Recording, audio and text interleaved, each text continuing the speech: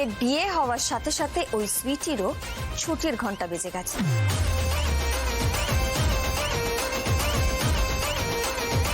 ওর এই ঠকবাজির কাণ্ড শুনে না আমার তার কেটে গেছে সৃজন।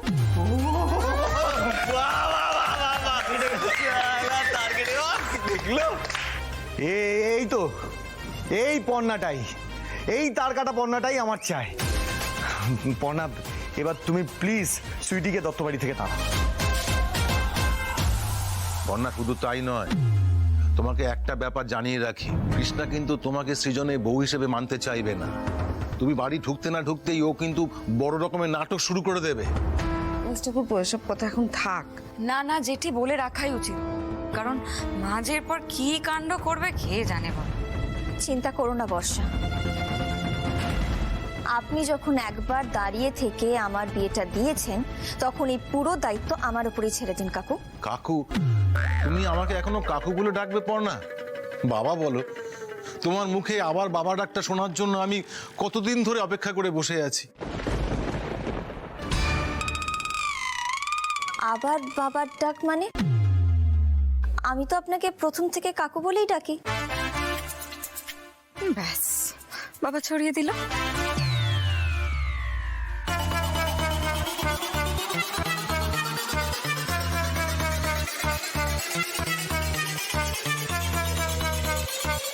কি হলো, আপনি চুপ করে আছেন কেন? মানে ইয়ে, আসলে মুখ ফসকে বেরিয়ে গেছে। আচ্ছা কন্যা, মানে এই আবার শব্দটা এত গুরুত্ব দেওয়ার কি আছে বুঝতে পারছেন? হ্যাঁ ঠিকই, বর্ণা ওই বাবাটাই ফোকাস করো, বাবা। হ্যাঁ, আসলে প্রথম দিন থেকেই আমি তোমাকে মেয়ে বলে ভাবি। তোমার আর বর্ষার কোনো তফাৎ করিনি আমি।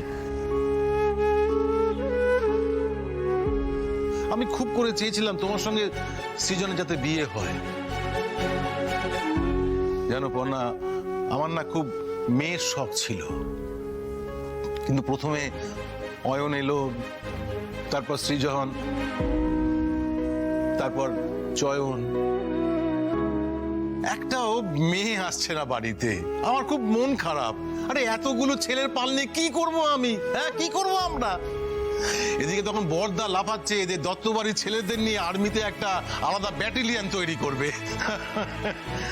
কেন পড়না, তখন আমি খুব করে ঠাকুরকে ডাকতাম, ঠাকুর একটা মেয়ে দাও, একটা মেয়ে দাও। তারপর তারপর বর্ষা এলো, তারপর রুচি, তারপর তুমি। এখন আমার তিনটে মেয়ে।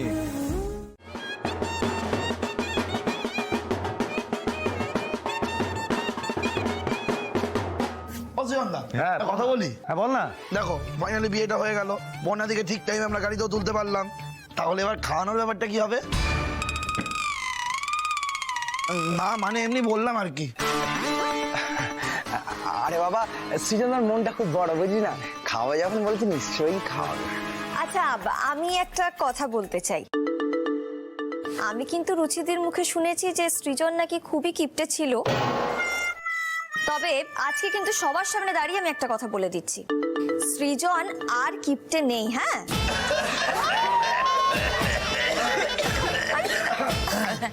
হ্যাঁ, এক মিনিট। তা বৌদি ভাই, বলছি দাদা তোমাকে আলাদা করে অনেক কিছু খাইয়েছে বুঝি? হ্যাঁ তা তো খাইয়েছে বটেই।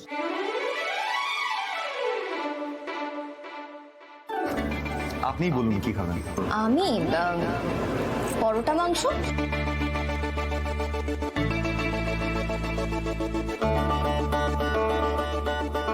কি খাবারটা কেমন? দারুণ।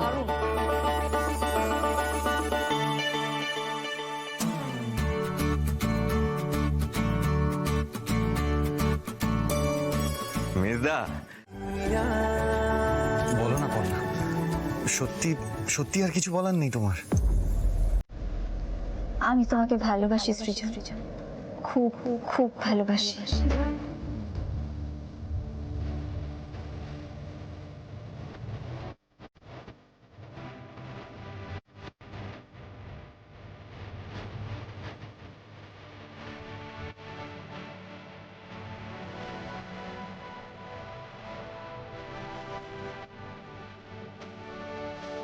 সৃজন যেমন আলোকপর্ণাকে ভালোবাসে, আলোকপর্ণাও তেমন সৃজনকে ভালোবাসে, খুব খুব ভালোবাসে। আকাশ বাতাস মাটি যেমন সত্যি, সৃজন পর্ণার প্রেম ঠিক তেমনই একটা সত্যি।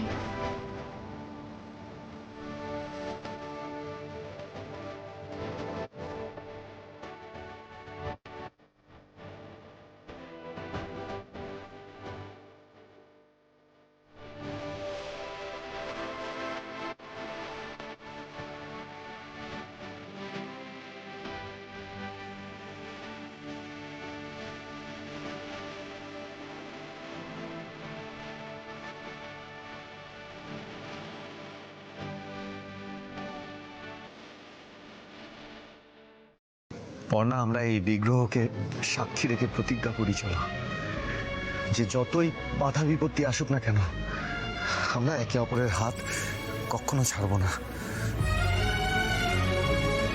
যতই ভুল বোঝাবুঝি হোক আমাদের মধ্যে, সব ভুল বোঝাবুঝি মিটিয়ে আমরা সব সময়